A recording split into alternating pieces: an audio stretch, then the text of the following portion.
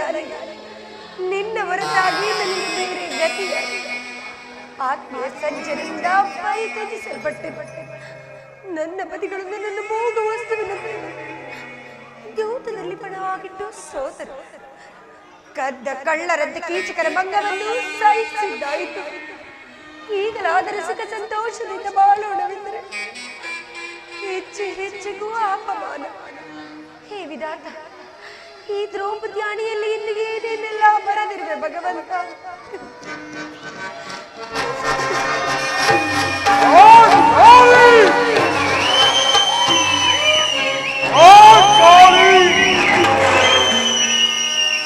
ಇವಳೇಕೆ ಈ ರೀತಿ ಚಿಂತಾಮಗ್ನಳಾಗಿರೋಳಲ್ಲ?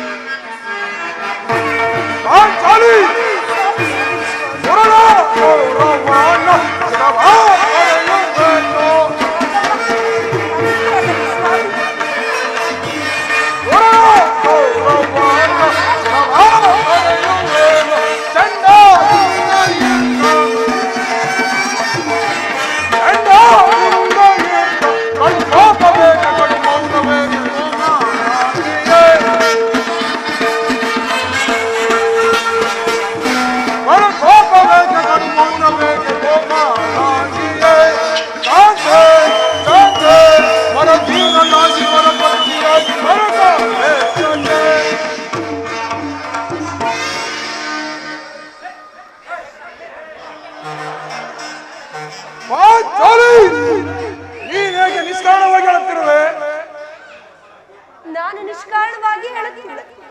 ಈ ಪಾಂಚಾಲಿ ಅಳವಿಗೆ ಒಂದಲ್ಲ 10 ಕಾರಣಗಳಿರುವುದು. ನೀವಾದರೂ ಪುರುಷರು, ಯಾರಾದರೂ ನಿಮಗೆ ಅಪಮಾನ ಪಡಿಸದೆ ತಕ್ಕ ಪ್ರತಿಕಾರವನ್ನು ಮಾಡುವುದು. ಆದರೂ ಸ್ತ್ರೀಯರ ವಿಚಾರವಾಗಲ್ಲ. ಅನ್ನ ವಸ್ತುಗಳಿಗಾಗಿ ಪರರನ್ನು ಆಶ್ರಯಿಸಬೇಕು. ತಮ್ಮ ಆತ್ಮ ಗೌರವವನ್ನು ರಕ್ಷಿಸಿಕೊಳ್ಳಲು ಅನ್ಯರ ಆಶ್ರಯ ಬೇಕು. ಹೇ ದೇವ, ಇಂತಹ ಸ್ತ್ರೀ ಜಾತಿಯನ್ನು ಏತಕ್ಕಾಗಿ ಸೃಷ್ಟಿಸಿದೆ ದೇವ? ಏತಕ್ಕಾಗಿ ಸೃಷ್ಟಿಸಿದೆ? ಒಳಬೇಡ ಪಾಂಚಾಲಿ, ಒಳಬೇಡ. ಸ್ತ್ರೀಯರ ಪರಾಧೀನತೆಯು ನಮ್ಮ ಸಮಾಜದ ನಿಯಮ. ಭಗವಾನ್ ಸ್ವರೂಪರಾದ ಕಟ್ಟಿಕೊಂಡ ಧರ್ಮಪತ್ನಿಯನ್ನು ಜೂಜಿನಲ್ಲಿ ಪಣವಾಗಿಡುವಂತೆ ಋಷಿಗಳು ಆಜ್ಞೆ ಮಾಡಿದರಲ್ಲವೇ? ಪತಿಗಳು ತಪಸ್ಸು ಮಾಡಿ ಪಡೆಯಬೇಕು ನಿಮ್ಮಂತಹ ಪತಿಗಳು.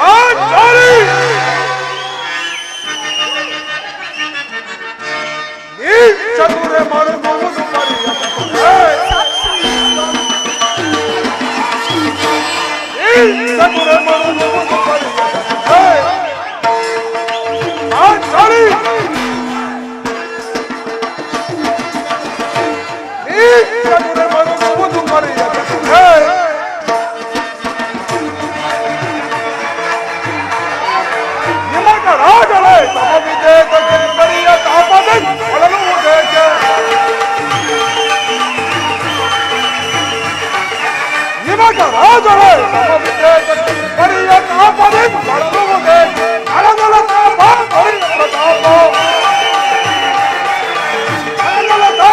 ಪರಿಯ ಪ್ರತಾಪ ಧರ್ಮದಳಿತು ನೀ ಚತುರೆ ಧರ್ಮದಳಿತು ನೀ ಚತುರೆ ನೀ ಚತುರೆ ಮರುಗುವುದು ಪರಿಯ ಚತುರೆ ನೀ ಚತುರೆ ಮರುಗುವುದು ಪರಿಯ ಚತುರೆ ನೀ ಚತುರೆ ಮರುಗುವುದು ಪರಿಯ ಚತುರೆ. ಅಣ್ಣನ ಒಂದು ದಿನದ ಆದ ಅವಿವೇಕದಿಂದ ಆದ ಈ ನಿಂದನೆಯು ನಮ್ಮನ್ನು ಸಾಯೋವರೆಗೂ ಬಿಟ್ಟಿರಲ್ಲ. ಅಣ್ಣನ ಅಪರಾಧಗಳನ್ನು ಕ್ಷಮಿಸುವಂತೆ ನಾನು ನಿನ್ನಲ್ಲಿ ಎಷ್ಟೋ ಬಾರಿ ಕೇಳಿಕೊಳ್ಳಲಿಲ್ಲವೇ? ಆದಿದ್ದು ಆಯ್ತು, ಅದನ್ನು ಮರೆತು ಬಿಡು ಪ್ರಿಯತಮೆ. ಅದರಲ್ಲಿ ಈ ದಿನ ನೀನೇಕೆ ಹೀಗಾಗಿರುವೆ? ಅದನ್ನು ನಿನ್ನ ಪತಿಗಳಾದ ನನಗೆ ತಿಳಿಸಬಾರದು.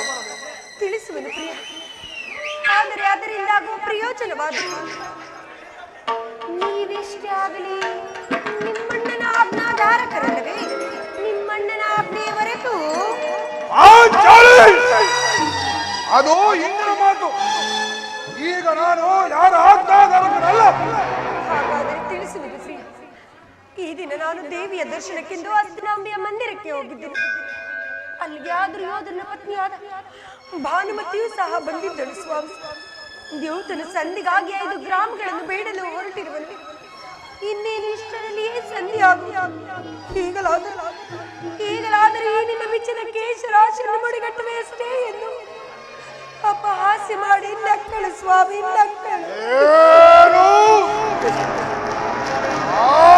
ಭಾನುಮತಿಯು ನಿನ್ನ ನೋಡಿ ಏನು ಏನು ದುರ್ಯೋಧನನ ಪುನಃ ಸಂಧಿಗೆ ಪ್ರಯತ್ನವೇ?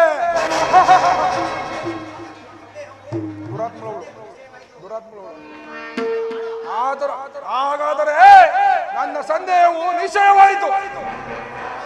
ಯಾರು ಯಾರು ರಾಯಭಾರಕ್ಕೆ ಹೋಗಿರುವರು?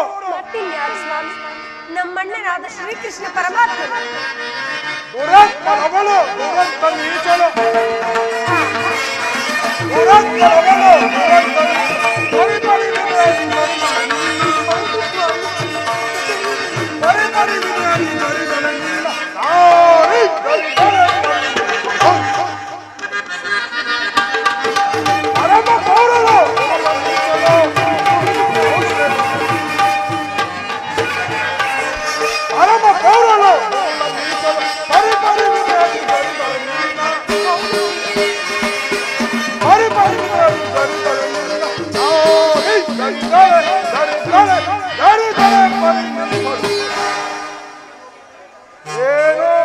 ಏನು ಪುನಃ ಸಂಧಿಗೆ ಪ್ರಯತ್ನವೇ? ಹಾಗಾದರೆ ನನ್ನ ಸಂದೇಹವು ನಿಶ್ಚಯವಾಯಿತು. ಯಾರು ಯಾರು ರಾಯಭಾರಕ್ಕೆ ಹೋಗಿರುವರು? ಮತ್ತಿನ್ಯಾರು ಸ್ವಾಮಿ? ನಮ್ಮಣ್ಣನಾದ ಶ್ರೀಕೃಷ್ಣ ಪರಮಾತ್ಮ. ಪಾಂಗಗಳ ವಿಳಾಸ ವಿಭ್ರಮಗಳಲ್ಲಿ ಮಗ್ನನಾದ ಯದುಮಣಿಯು ಯುದ್ಧವನ್ನು ಮರೆಯಲು ಸಹಜ. ಅರ್ಜುನ ದ್ವಾರಕೆಯಿಂದ ಹಿಂದಿರುಗಿದಾಗಲೇ ನಾನು ಈಗ ತಿಳಿದಿದ್ದನು. ಪ್ರಿಯತಮೆ, ಅದರಲ್ಲಿ ಆ ಭಾನುಮತಿಗೆ ಏನದು ಉತ್ತರವನ್ನು ಕೊಟ್ಟೆ? ಪ್ರಶ್ನೆಗೆ ಸರಿಯಾದ ಉತ್ತರವನ್ನೇ ಕೊಟ್ಟೆನು. ಏನೆಂದು? ಪ್ರಾಣೇಶ್ವರ, ಪ್ರಿಯತಮೆ, ಎಲೆ ಭಾನುಮತಿ, ನಿನ್ನ ಕಟ್ಟಿದ ಮುಡಿಯನ್ನು ಬಿಚ್ಚುವರೆಗೂ ಈ ನನ್ನ ಬಿಚ್ಚಿದ ಮುಡಿಯನ್ನು ಕಟ್ಟುವುದಿಲ್ಲವೇ ಭಾನುಮತಿ ಎಂದು? ಫಲ ಪ್ರಾಚಾಲಿ, ಫಲ ಚಮತ್ಕಾರವಾದ ಉತ್ತರವನ್ನೇ ಕೊಟ್ಟಿರುವೆ.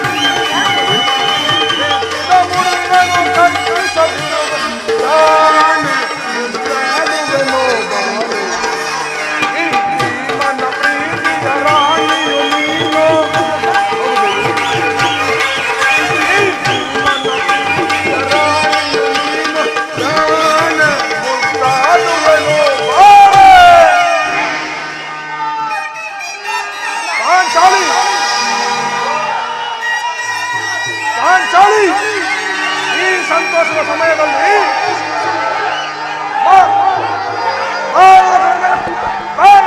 ಕುಳಿತುಕೋ.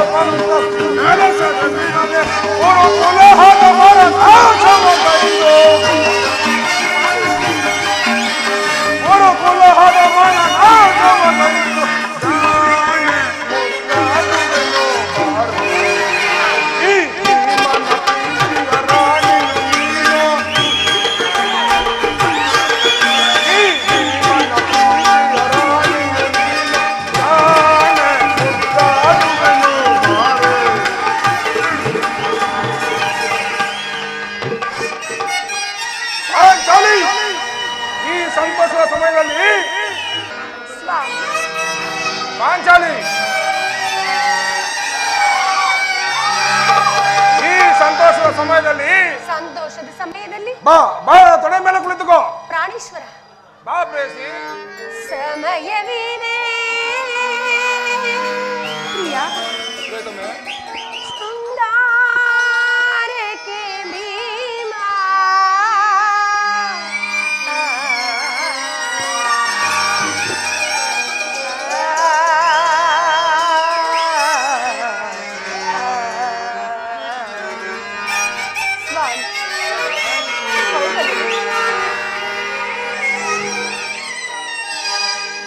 ಸಮಯ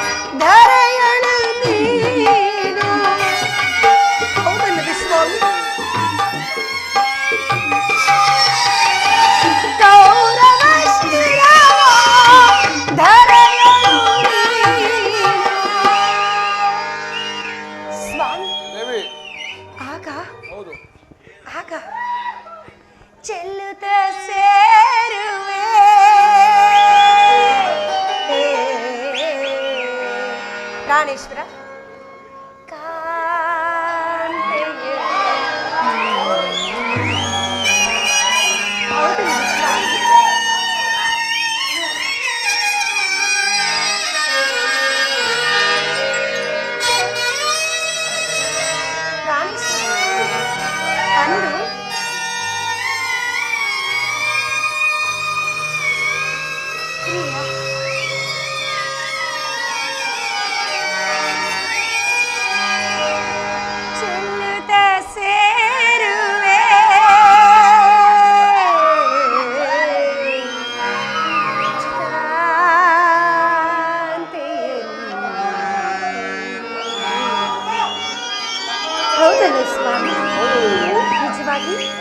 ಖಂಡಿತವಾಗಿ ಸಮಯವಿದೆ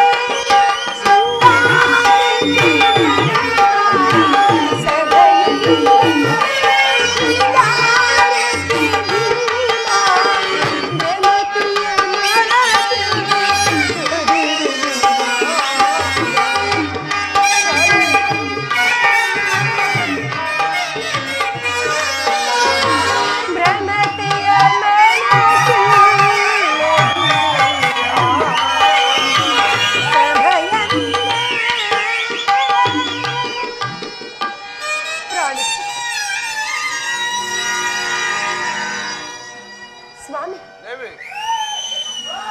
ನೆನಪಿದೆಯಾ? ಹಿಂದೆ ಒಂದು ದಿನ ಈ ನನ್ನ ಬಿಚ್ಚಿದ ಕೇಶ ರಾಶಿಯನ್ನು ಕಂಡು ಕುರುಕುಲಾಂತಕ ಕರಾಳ ರಾತ್ರಿ ಎಂದು ಸಂಬೋಧಿಸಿ ಇನ್ನು ಏನೇನೋ ಹೇಳಿದಿರಿ.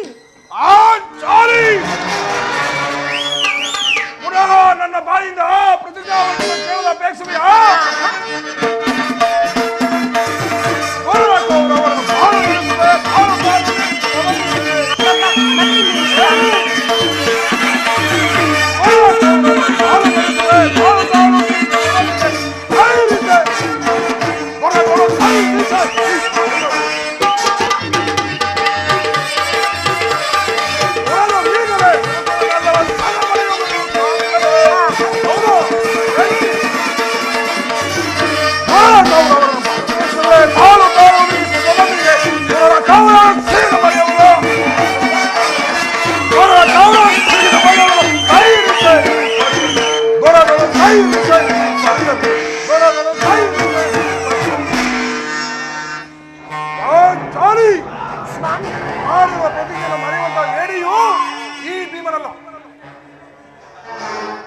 ಪ್ರಾಣೇಶ್ವರ, ಬರೀ ಹೇಳುವುದು ಮಾತ್ರವಲ್ಲ ಸ್ವಾಮಿ, ನುಡಿದಂತೆ ಮಾಡಬೇಕೆಂಬುದೇ ನಮ್ಮ ಇಚ್ಛೆ. ಬರೀ ಇಚ್ಛಿಸಿದರೆ ಏನಾಗುವುದು? ನೀವೆಷ್ಟೇ ಆಗಲಿ ನಿಮ್ಮಣ್ಣನ ಆಜ್ಞಾಧಾರಕರಲ್ಲವೇ? ನನ್ನನ್ನು ಕೇಳಿಸಬೇಡ ಪಾಂಚಾಲಿ, ನನ್ನನ್ನು ಕೇಳಿಸಬೇಡ. ನಾನು ಈಗ ಯಾರ ಆಜ್ಞಾಧಾರಕನಲ್ಲ. ಶಾಂತಿಯನ್ನು ಬಯಸುವವರು ಸಂಧ್ಯಾ ಪ್ರಸ್ತಾಪನೆ ತೊಡಗಲಿ. ನಾನು ಈ ಯುದ್ಧವನ್ನು ಬಲಕಾತುರದಿಂದ ನಿಲ್ಲಿಸುತ್ತೇನೆ. ಧರ್ಮ ಪರಮೇಶ್ವರನು ದುರ್ಯೋಧನ ಅಂತ ಅಪರಾಧವನ್ನು ಕ್ಷಮಿಸಬಹುದು, ಆದರೆ ಆದರೆ ನಾನು ಕ್ಷಮಿಸುವುದಿಲ್ಲ.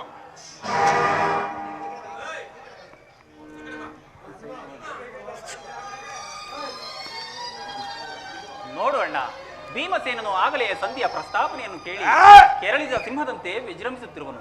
ಆತನನ್ನು ಸಮಾಧಾನ ಪಡಿಸಲು ನಿನ್ನ ಹೊರತು ಮತ್ತಾರು ಶಕ್ತರಲ್ಲಣ್ಣ. ಅರ್ಜುನ, ಈ ಸಾರಿ ಅವನ ಕೋಪಕ್ಕೆ ದ್ರೌಪದಿಯೇ ಮೂಲ ಕಾರಣವೆಂದು ತೋರುತ್ತಿರುವುದು.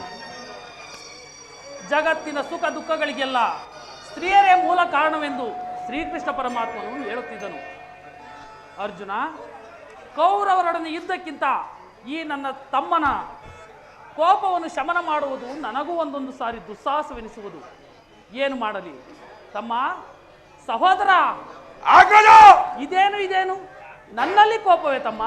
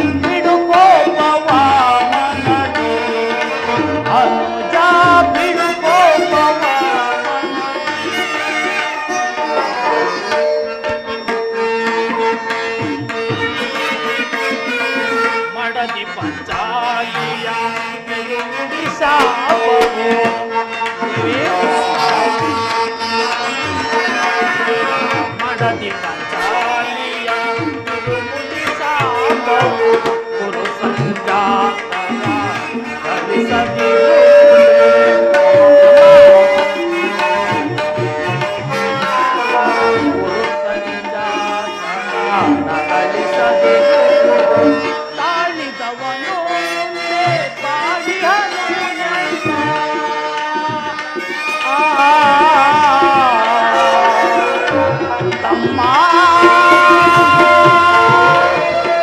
ಸಹೋದರ ಭೀಮ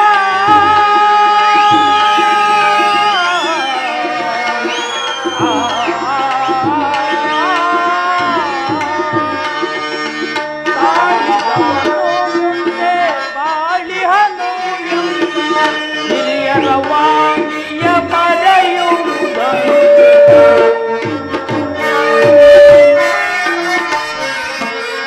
ಹಿರಿಯರ ವಾಣಿಯ ಮರೆಯುವುದನು ಬಿಡುಕೋಪವ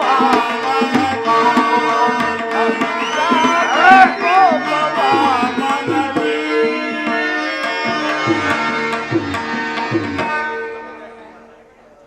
ಪಾಂಚಾಲಿ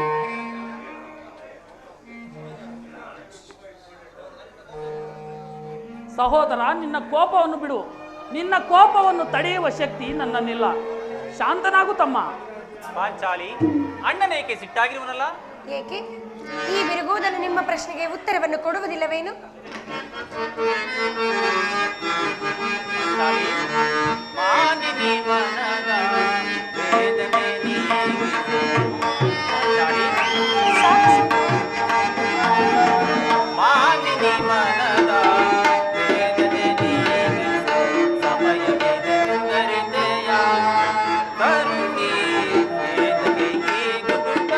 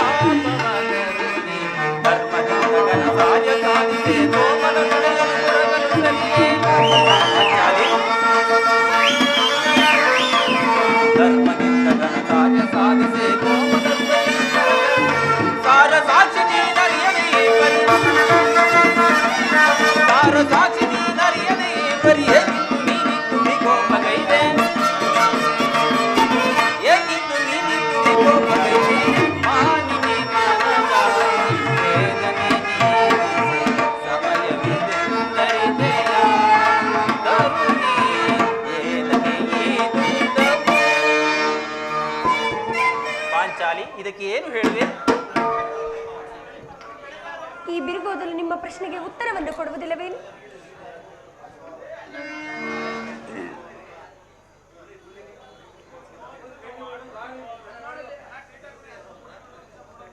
ಸಹೋದರ, ನಿನ್ನ ಕೋಪವನ್ನು ಬಿಡು. ನಿನ್ನ ಕೋಪವನ್ನು ತಡೆಯುವ ಶಕ್ತಿ ನನ್ನಲ್ಲಿಲ್ಲ. ಕೋಪ ಮಾಡಬೇಡವಣ್ಣ. ಅಗ್ರಜನು ನಮ್ಮೆಲ್ಲರಿಗಿಂತಲೂ ಹಿರಿಯವನು. ಆತನ ಇಷ್ಟಕ್ಕೆ ವಿರುದ್ಧವಾಗಿ ಯುದ್ಧವನ್ನು ಪ್ರಾರಂಭಿಸುವುದು ಅನುಚಿತ. ಧರ್ಮವೆಂದು ಹಂಬಲಿಸುತ್ತಾ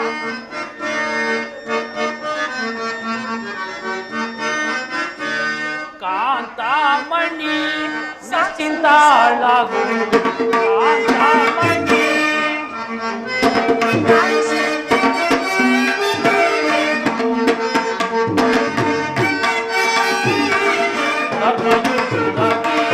ನಡೆಯುವುದು ಅನುಚಿತವು. ಧರ್ಮಯುದ್ಧವೀಗ ನಡೆಯುವುದು ಅನುಚಿತವು. ಎನ್ನ ಮಾತೇನು ಧ್ರುವದನ ನೀನು. ಕಾಂತಾಮಣಿ ನಿಶ್ಚಿಂತಾಳಾಗು. ಕಾಂತಾಮಣಿ. ಪಾಂಚಾಲಿ, ಯುದ್ಧದಂತೆ ಶಾಂತಿಯ ರಕ್ಷಣೆಯು ನಮ್ಮೆಲ್ಲರ ಕರ್ತವ್ಯ. ಯುದ್ಧವು ಎಂತಹ ಘೋರ ಕೃತ್ಯವೆಂಬುದನ್ನು ನೀನು ಅರಿತಿಲ್ಲ. ಅಭಿಮಾನಕ್ಕೆ ವಶರಾಗಿ ನಾವು ಯುದ್ಧವನ್ನು ಆರಂಭಿಸಿದರೆ ಮುಂದೆ ನಡೆಯುವ ಅವಿಚಾರಕ್ಕಾಗಿ ದುಃಖಿಸಬೇಕಾಗುವುದು. ಆದ್ದರಿಂದಲೇ ನಾನು ಸಂಧಿಗಾಗಿ ಇಷ್ಟೊಂದು ಪ್ರಯತ್ನಿಸುತ್ತಿರುವುದು. ರಾಜೇಂದ್ರ, ದೌಮ್ಯರನ್ನು ಸಂಧಿಗಾಗಿ ಕಳುಹಿಸಲು ಇದು ಮದುವೆ ಔತಣವಲ್ಲ ಎಂದು ಹೇಳಿ ಕಳಿಸಿ. ಅದರ ಪರಿಜ್ಞಾನವೂ ನಿಮಗೆ ಇಲ್ಲದೆ ಹೋಯಿತೆ. ಪುನಃ ನಮ್ಮಣ್ಣನಾದ ಶ್ರೀಕೃಷ್ಣ ಪರಮಾತ್ಮನನ್ನು ಸಂಧಿಗಾಗಿ ಕಳಿಸಿದ್ರಲ್ಲ ಎಂಬ ಚಿಂತೆ ಆಗಿರುವುದು. ಇದೇನಿದು ಕೋಲಾಹಲ? ಅರ್ಜುನ ಅರ್ಜುನ, ನಾನಿನ್ನು ಹೋಗುವನು. ಈ ಸಂಧಿಯ ಫಲಾಫಲಗಳನ್ನು ಕೇಳುವುದರಿಂದ ನನಗೆ ಯಾವ ಪ್ರಯೋಜನವೂ ಇಲ್ಲ.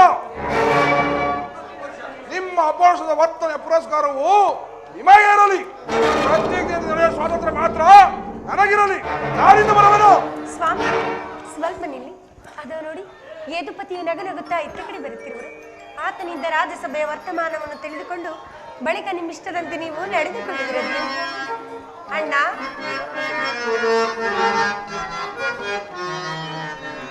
ಪರಿಭ್ರಮೆಯಿಂದಲೇ ಕೆಡದಿರು ಮನ ಪರವಸ್ತುವ ಮರೆತು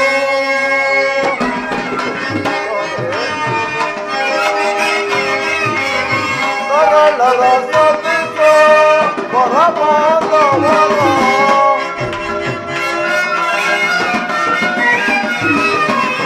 ಸರಳರ ಸತಿಸೋ ಪರಮಾನವರ ಮಗನ ಕಾಲಲು ಕಾಯುವನ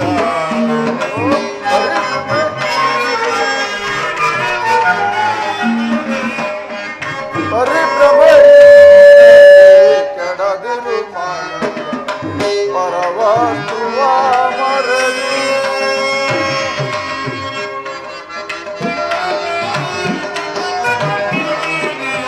ಜನನಗೆ ಮುನ್ನ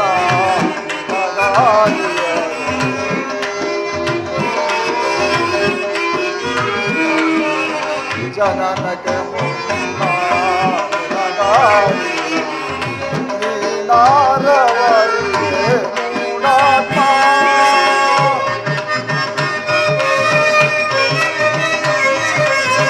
ತನು ವಿರೋಧನಗ ಅನುಸರಿಸುವರು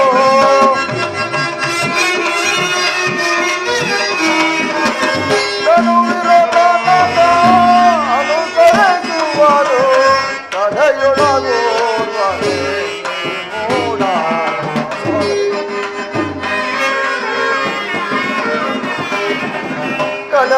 ಕಡೆಯೊಳಗೋರ್ವನೆ ಮೂಢ ಪರಿಭ್ರಮೆಯಿಂದಲೇ ಕೆಡದಿರು ಪರವಸ್ತುವ ಮರೆತು. ಪರಮಾತ್ಮನಿಗೆ ನಮಸ್ಕರಿಸುವುದು. ನಿಮ್ಮೆಲ್ಲರಿಗೂ ಮಂಗಳವಾಗಲಿ. ಎಷ್ಟು ಇದು ಈ ಭೀಮಸೇನ ಅನಂತ ಪ್ರಣಾಮಗಳು. ನಿನಗೂ ಸಹ ಮಂಗಳವಾಗಲಿ ಭೀಮಸೇನ. ಪರಮಾತ್ಮ, ಓದ ಕಾರ್ಯವೇನಾಯಿತು? ಓದವರ್ಯಾರು? ಕೃಷ್ಣನಲ್ಲವೇ ಧರ್ಮನಂದನ. ಅಂದರೆ ಎಲ್ಲವೂ ಸಮರ್ಪಕವಾಗಿಯೇ ನಡೆಯಿತು. ಭೀಷ್ಮ ದ್ರೋಣಾದಿಗಳು ನನ್ನನ್ನು ಬಹುವಾಗಿ ಉಪಚರಿಸಿದರು. ಸ್ವಯಂ ಧೃತರಾಷ್ಟ್ರನೇ ರಾಜಸಭೆಗೆ ಆಹ್ವಾನಿಸಿ ವಿಧ ವಿಧವಾಗಿ ಉಪಚರಿಸಿದನು ಧರ್ಮನಂದನ. ಹಾಗಾದರೆ ಸಂಧಿಯ ವಿಚಾರವು ನಡೆಯಿತಷ್ಟೇ ಪರಮಾತ್ಮ. ಓಹೋ, ನಡೆಯಿತು. ಇಂದಿನ ನನಗೆ ಸಾಧ್ಯವಿಲ್ಲ. ಈ ಸಂಧಿಯ ಫಲಾಫಲಗಳು ಕೇಳುವುದರಿಂದ ಅವರಿಚ್ಛೆಯಂತೆ ಅವರು ನಡೆಯಲಿ. ನನಗೆ ತೋರದಾರು ನಾನು ನಡೆಯುವನು. ನಾನಿಂದ ಬರುವನು. ಸ್ವಾಮಿ, ಸ್ವಲ್ಪ ನಿಲ್ಲಿ. ನಮ್ಮಣ್ಣನ ಮಾತುಗಳೆಲ್ಲವೂ ಮುಗಿದ ನಂತರ ನಿಮ್ಮಿಷ್ಟದಂತೆ ನೀವು ನಡೆದುಕೊಂಡಿದ್ದೀರಂತೆ. ಕೃಷ್ಣನ ಮಾತು ಮುಗಿಯೋದ್ರೊಳಗಾಗಿ ನನ್ನ ತಾಳ್ಮೆಯ ಮುಗಿದು ಹೋಗುವುದು. ಪರಮಾತ್ಮ, ಮುಂದೇನಾಯಿತು? ರಾಜಸಭೆಯಲ್ಲಿ ನಿಮ್ಮ ಸಂದೇಶವನ್ನು ತಿಳಿಸಿದನು. ಕೌರವರೆಲ್ಲರೂ ಒಪ್ಪಿದರು. ಯಾರು ಯಾರು ಒಪ್ಪಿದರು ಪರಮಾತ್ಮ? ಒಪ್ಪಿದರಣ್ಣ? ಭೀಷ್ಮ, ದ್ರೋಣ, ಧೃತರಾಷ್ಟ್ರ ಮುಂತಾದವರು ಒಪ್ಪಿದರು. ಆ ದುರ್ಯೋಧನ ಅವನೂ ಸಹ ಒಪ್ಪಿದನು. ಇಂದಿನ ನನ್ನ ಕೆಲಸವೇನಿಲ್ಲ. ಈ ದುರ್ವಾರ್ತೆಯನ್ನು ಕೇಳಬೇಕೆಂದು ನಿನ್ನ ಇಚ್ಛೆ ಆಗಿತ್ತು ಕೃಷ್ಣ. ಸಾಧಿಸಿದೆ, ಚೆನ್ನಾಗಿಯೇ ಸಾಧಿಸು. ಸಹೋದರರೇ, ನಿಮ್ಮ ಅಪೋಷದ ಫಲಗಳನ್ನು ನೀವೇ ಪೂಜಿಸಿರಿ. ಈ ಭೀಮಸೇನನು ಅದರಲ್ಲಿ ಯಾವ ಭಾಗವನ್ನು ಅಪೇಕ್ಷಿಸುವುದಿಲ್ಲ. ಯಾಕ ಸೇಡಿ ನೀನು ನಿರಾಸನಾಗಬೇಡ. ಈ ಭೀಮನು ಬದುಕಿದರೆ ನಿನ್ನ ಸೇಡದ ಒಂದಲ್ಲ ತಿರುಗಿಸುವುದು. ನಾನಿಂದ ಬರುವನು. ಆಹಾ ಭೀಮಸೇನ, ನನ್ನ ಮಾತನ್ನು ನೀನು ನಿಜವಾಗಿಯೂ ಹಿಡಿಂಬಾಪತಿಯೇ ಸರಿ. ನಿನಗಿಷ್ಟೊಂದು ಕೋಪವಿಲ್ಲದಿದ್ದರೆ ಆ ರಕ್ಕಸಿಯನ್ನು ಆಳುವುದು ಹೇಗೆ ತಾನೇ ಸಾಧ್ಯ? ಸ್ವಲ್ಪ ಸಾವಧಾನ ತಂದುಕೊಂಡು ನನ್ನ ಮಾತನ್ನು ಪೂರ್ಣವಾಗಿ ಕೇಳು. ಇದು ನಿನಗೆ ಹೆಚ್ಚಿಗೆ ಸಂಬಂಧಿಸಿದ ವಿಷಯವೆಂದು ನಾನು ಮೊದಲೇ ಹೇಳಲಿಲ್ಲವೇ? ಕೃಷ್ಣ, ಈ ಸ್ವಾಭಿಮಾನಿ ಶಿವನವರ ಸಂಧಾನದೊಡನೆ ಈ ಚಂಡ ಭೀಮನಿಗೆ ಎಂತ ಸಂಬಂಧ ಇರುವುದು? ಅತ್ಯಂತ ನಿಕಟವಾದ ಸಂಬಂಧವಿರುವುದು.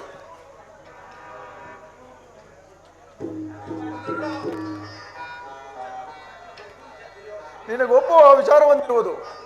ಆ ದುರ್ಯೋಧನನು ನಿನಗೊಂದು ಸಂದೇಶವನ್ನು ಕಳಿಸಿರುವನು. ಏನು? ಆ ದುರ್ಯೋಧನ ಸಂದೇಶವೇ? ಹೇಳು ಕೃಷ್ಣ, ಹೇಳು. ದುರ್ಯೋಧನ ಸಂದೇಶವೆಂದರೆ ಅದು ಸಂಧಿ ಆಗಲಾರದು. ಹೇಳು, ಏನೋ ಸಂದೇಶ? ಅದನ್ನು ಕೇಳುವ ಇಚ್ಛೆ ಇದ್ದರೆ ಹೀಗೆ ನನ್ನ ಬಳಿ ಕೈ ಕಟ್ಟಿ ಕುಳಿತುಕೊಳ್ಳಬೇಕು. ಆಗಲ್ಲಯ್ಯ, ನಿಂತಲ್ಲಿಗೆ ಹೇಳಿಬಿಡು. ನೀನು ಕುಳಿತುಕೊಳ್ಳದ ಹೊರತು ನಾನು ಆ ನಿನಗೆ ಪ್ರಿಯವಾದ ಸಂದೇಶವನ್ನು ಹೇಳುವುದು. ಕೃಷ್ಣ, ನಿನಗೆ ಇಷ್ಟೊಂದು ಪರ್ಯಾಸವೇಕೆ? ಇದು ಪರ್ಯಾಸವಲ್ಲ ಭೀಮಸೇನ. ನಿನ್ನನ್ನು ಕಂಡರೆ ನನಗಷ್ಟೊಂದು ಭಯ. ಎಲ್ಲಿ ಆ ಗದೆಯನ್ನು ದೂರವಾಗಿಟ್ಟು ನನ್ನ ಪಾರ್ಶ್ವದಲ್ಲಿ ಹೀಗೆ ಕೈಕಟ್ಟಿ ಕುಳಿತುಕೋ, ಆಗ ನಿನಗೆ ಪ್ರಿಯವಾದ ಸಂದೇಶವನ್ನು ಹೇಳುವೆನು. ಈಗ ಭೀಮಸೇನ, ನಿನ್ನ ಅಪೇಕ್ಷೆಯನ್ನು ಕುಳಿತುಕೊಳ್ಳುವನು.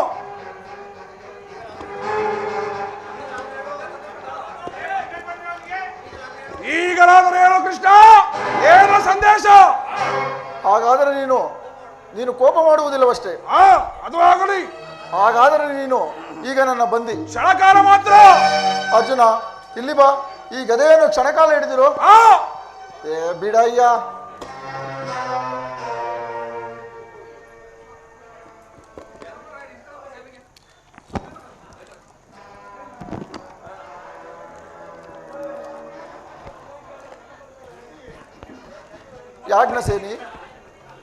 ಯಾಜ್ಞಸೇನಿ, ಸಮೀಪಕ್ಕೆ ಬಾ.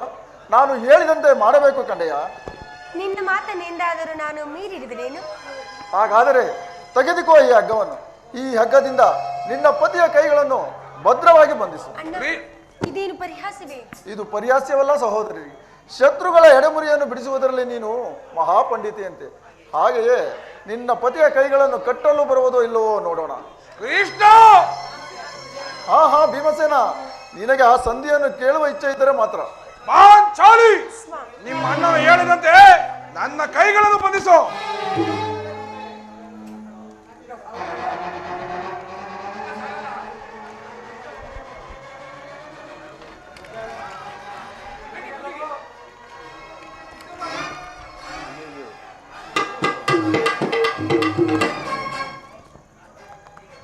ಈಗ ಕೇಳಿರಿ ಭೀಮಸೇನ, ಯಾಜ್ಞಸೇನಿ, ಕಿರೀಟಿ, ಧರ್ಮನಂದನ, ಈಗ ಎಲ್ಲರೂ ನನ್ನ ಮಾತನ್ನು ಕೇಳಿರಿ.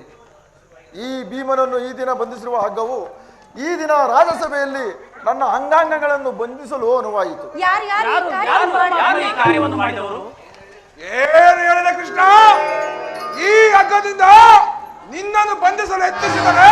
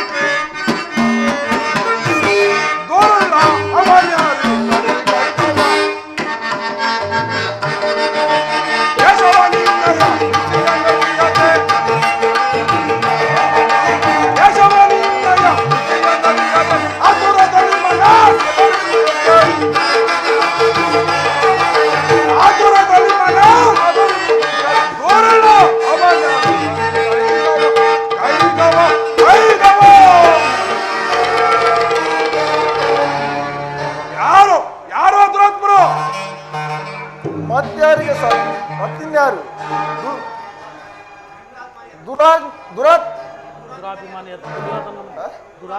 ದುರಾಭಿಮಾನಿಯಾದ ದುರ್ಯೋಧನನು ಆಜ್ಞೆ ಮಾಡಿದನು. ದುರಾಚಾರಿಯಾದ ಅವನ ತಮ್ಮನು ಕಟ್ಟಲು ಪ್ರಯತ್ನಿಸಿದನು. ಇಂತಹ ಸಾಹಸ ಕಾರ್ಯಗಳು ಅವರುಗಳಿಗಲ್ಲದೆ ಮತ್ತಿನ್ಯಾರಿಗೆ ಸಾಧ್ಯ ಭೀಮಸೇನ? ಆಚಾರಿ, ನನ್ನ ಕೈಗಳು ಬಿಡಿಸು. ಈ ನೀಚ ಕೃತ್ಯ ದುರ್ಯೋಧನ ದುರಾಭಿಮಾನವು ಶಿಖರವನ್ನು ಮುಟ್ಟಿತು. ನಮ್ಮ ಪ್ರಿಯ ಬಂಧುವಾದ ಕೃಷ್ಣನನ್ನು, ಯಾದವ ಧ್ವನಿಯನ್ನು, ಪಾಂಡವ ರಾಯಭಾರಿಯನ್ನು, ಆ ಗೌರವ ಈ ರೀತಿ ಅಪಮಾನ ಪಡಿಸಿದರೆ ಧನಂಜಯ, ಅಗ್ರಜ, ಇದಕ್ಕೆ ನಿಮ್ಮ ಉತ್ತರವೇನು? ಇಷ್ಟು ಮಾತ್ರವಲ್ಲ ಭೀಮಸೇನ, ಆ ದುರ್ಯೋಧನನು ಸಂಧಿಗೆ ಕೊಟ್ಟ ಉತ್ತರವನ್ನು ಕೇಳಿರಿ.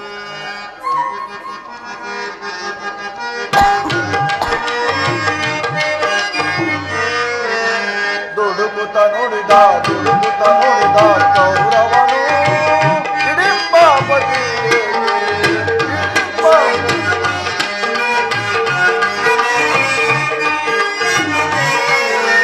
ದುಡುಕುತ್ತ ನೋಡಿದ ಕೌರವನು ಹಿಡಿಂಬಾಪತಿ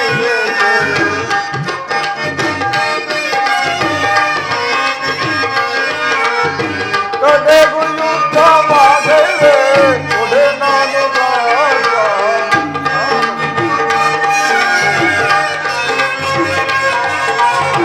ಕಡೆಗೂ ಯುದ್ಧ ಮಾಡಿದೆ ಕೊಡೆ ನಾನು ರಾಜ.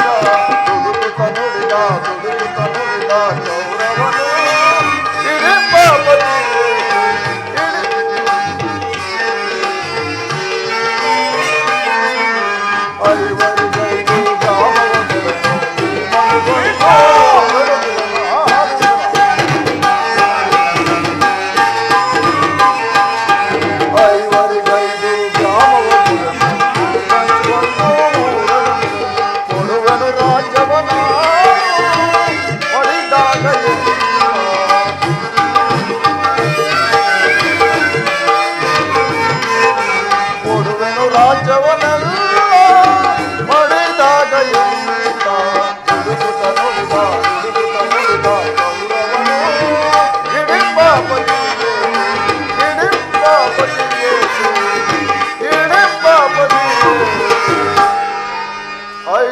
ಭೂಮಿಯನ್ನು ಸಹ ಕೊಡಲು ಒಪ್ಪಲಿಲ್ಲ.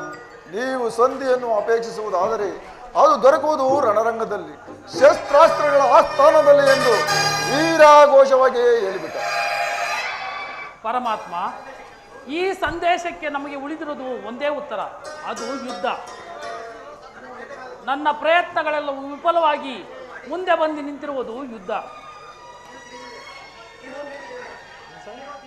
ನೀನು ತಿಳಿದಿರುವೆ, ನಾನು ಯುದ್ಧವನ್ನು ಅಪೇಕ್ಷಿಸಿದವನಲ್ಲವೆಂದು. ಸಂಧಿಗಾಗಿ ನಾನು ಎಷ್ಟೊಂದು ಪ್ರಯತ್ನ ಪಟ್ಟೆ ಎಂದು. ನನ್ನ ಕೈಗಳನ್ನು ಬಿಡಿಸಿ ಏಕೆ ಸುಮ್ಮನಾದಿರಿ? ಅಗ್ರಜ, ಈ ದಳದ ಕೈಗಳನ್ನು ಬಿಡಿಸು. ಧನಂಜಯ, ಪಾಂಚಾಲಿ, ಕೃಷ್ಣ, ನನ್ನ ಕೈಗಳನ್ನು ಬಂಧಿಸು. ನೀನಾರೋಪಿಸು. ಏಕೆ? ಯಾರು ಬಿಡಿಸಿದಲ್ಲವೇ? ನನ್ನ ಕೈಗಳನ್ನು ನಾನೇ ಬಿಡಿಸಿಕೊಳ್ಳುವನು.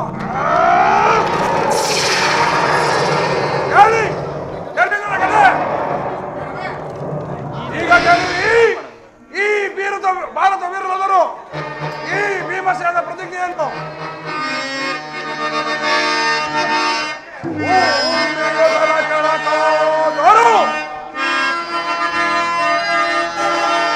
ಸೂರ್ಯನು ಪಶ್ಚಿಮಾಂಬುದಲ್ಲಿ ಉದಯಿಸಿದರು.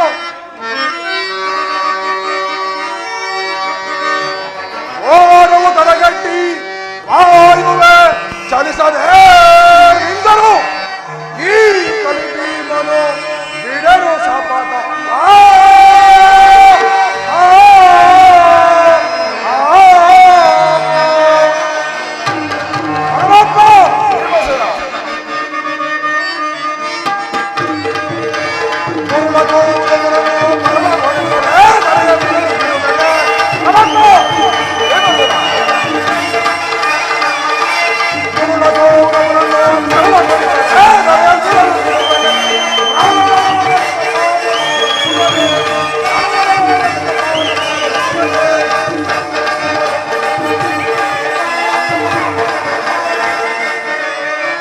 ಪಟ್ಟಿಯ ಮುಟ್ಟಿದವನ ಮೆಟ್ಟಿ ಬರುವೆ ಭಾರತ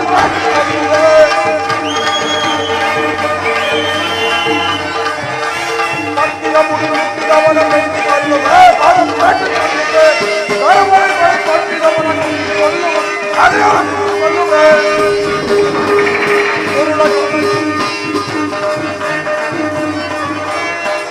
ಕೌರವರನ್ನು ಮರಣಗೊಳಿಸದೆ ನಡೆಯುತ್ತದೆ.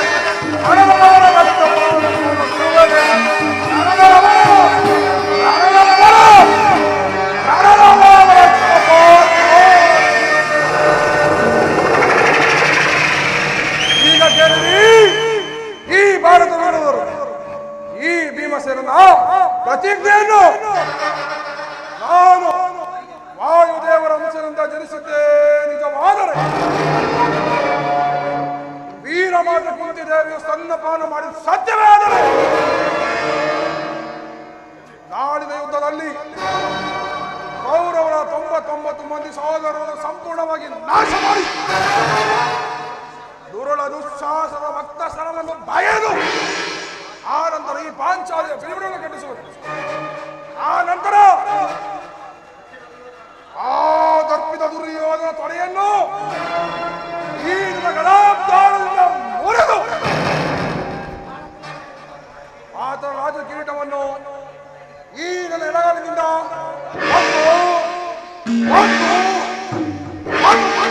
ಹೋದರೆ ನನಗತಿ ಭಯಂಕರ ನರಕವೇ ಪ್ರಾಪ್ತಿಯಾಗಲಿ. ಪರಮಾತ್ಮ ಇದಕ್ಕೆ ನಿನ್ನ ಪಾದವೇ ಸಾಕ್ಷಿ.